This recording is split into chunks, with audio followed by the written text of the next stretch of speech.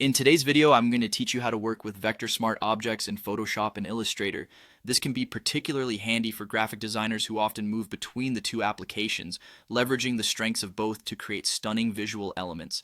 So let's dive right in. First, we'll start in Adobe Illustrator. Make sure your vector design is ready to go. This means you should have finalized your shapes and colors and ensured that everything looks crisp and precise. Illustrator is an excellent tool for vector graphics because its functionality is specially designed for this purpose, allowing your artwork to be resized without any loss of quality. With your vector complete, it's time to bring it into Photoshop. Simply drag your vector graphic from Illustrator directly into Photoshop. This seamless transition is a significant advantage of using Adobe's suite of Creative Cloud applications. Upon doing this, you'll notice that your vector shape has been automatically converted into a smart object within the Photoshop interface. A smart object is a layer that retains its full editing history, which can be quite powerful.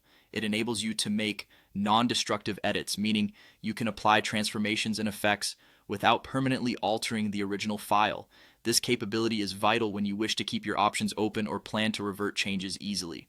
Now let's explore a fantastic feature of smart objects. If you need to make changes to your vector, it's as easy as double-clicking on the layer in Photoshop. This action opens the vector back in Illustrator where you can make modifications.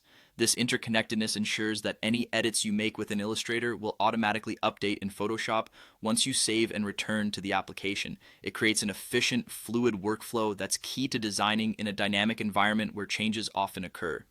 Using vector smart objects also means that your images will always be at their highest quality regardless of how much you resize or transform them.